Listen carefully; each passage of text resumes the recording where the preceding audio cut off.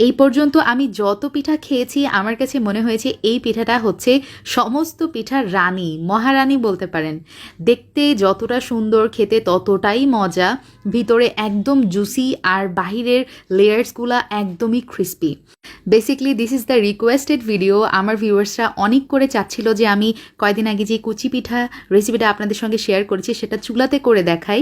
So here you go, আজকে চুলাতে বানিয়ে দেখাবো শুধুমাত্র আমার ভিউয়ার্সদের রিকোয়েস্টে এই কুচি পিঠা রেসিপি। তো চলুন আমার সাথে আমার কিচেনে। প্রথমেই পিঠার জন্য লাগবে আমার মালাই। এখানে 1 কাপ দুধের মধ্যে 2 টেবিল চামচ নিয়েছি হচ্ছে গুঁড়া দুধ, আর 1/4 কাপ নিয়েছি কনডেন্স মিল্ক। আমি খুব ভালোভাবে দুধ এবং সব কিছু উপকরণ একসাথে মিক্স করে এই উপকরণটা আমি চুলাতে জাল করে নিব 3 থেকে 4 মিনিটের মতো। 2 টেবিল চামচ আমি চিনিও অ্যাড করেছিলাম। আপনারা আপনাদের পছন্দ মতো চিনি এখানে ব্যবহার করতে পারেন। তো 3 মিনিট জাল করার পরে দেখতে পাচ্ছেন এরকম কনসিস্টেন্সি আসছে। এই মালাই ঠান্ডা হয়ে গেলে কিন্তু আরেকটু ঘন হয়ে যাবে। এখন লাগছে আমার বাটার আমি কিছু সময় চামচ দিয়ে বিট করে নিয়েছি, এরকম একটু মেল্টেড হয়ে গেছে। আজকের এই পিঠার জন্য মোস্ট ইম্পর্টেন্ট একটা ইনগ্রেডিয়েন্টস, সেটা হচ্ছে ফেলো পেস্ট্রি শিট। এটার মূল্য মাত্র 180 টাকা। যে কোনো সুপার শপে আপনারা পেয়ে যাবেন।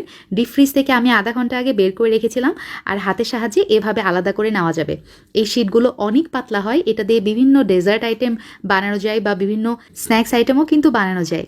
তো একটা পেস্ট্রি শিট আমি নিয়েছি এবং তাতে আমি বাটার ব্রাশ করে দিয়ে এই যে দেখতে পাচ্ছেন কিভাবে কুচি করে নিচ্ছি। এক পাশে কুচি করতে হবে এবং অপোজিট সাইডে আবারও কুচি করে নিতে হবে। আমরা শাড়ির কুচি অথবা ভাঁজটা যেভাবে করি অনেকটা তেমন। এখন আমি একটা লম্বা কেকের মোল্ড নিয়েছি দেখতে পাচ্ছেন, এবং সেখানে কিন্তু এই পেস্ট্রি শিটগুলো কুচি কুচি করে সাজিয়ে দিয়েছি। দেখতে কিন্তু বেশ সুন্দর লাগছে, তাই না?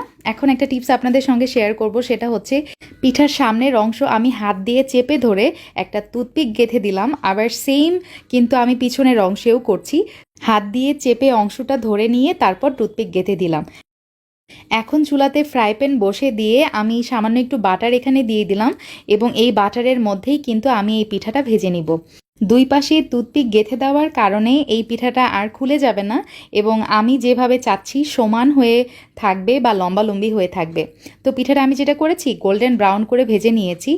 এই স্টেপটা ফলো করলে যেটা হবে, এই পিঠাটা একদমই ক্রিস্পি হবে, একদম ওভেনের মতো ক্রিস্পি আমরা ওই টেক্সচারটা পাবো। পিঠাটা ভেজে নিতে মাত্র 2 থেকে 3 মিনিট সময় লেগেছে, আর পিঠাটা একটু উঁচু করে রেখেছি যাতে করে ভিতরের এক্সেস তেলগুলো বেরিয়ে আসে। এখন সেম মোল্ডের মধ্যে আমি পিঠা বসিয়ে দিলাম, এবং ওই যে মালাইটা করে রেখেছিলাম না, ওই মালাইটা দিয়ে দিচ্ছি ওপর দিয়ে।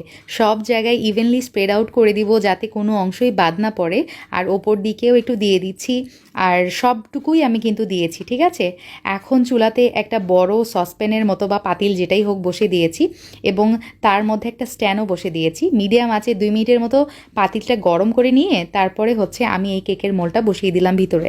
এখন চুলার জালটা একদমই লো হিটে করে দিব, এবং এভাবেই আমি এই আমার পিঠাটা বেক করে নিব 15 থেকে 20 মিনিট। তো ফিরে আসছি 20 মিনিট পর। আলহামদুলিল্লাহ, দেখতেই পাচ্ছেন আমার পিঠাটা কিন্তু একদমই রেডি।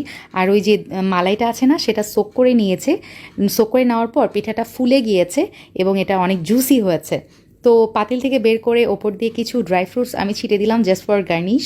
তো দেখতেও যতটা সুন্দর লাগছে, খেতেও হয়েছিল কিন্তু মাশাল্লাহ।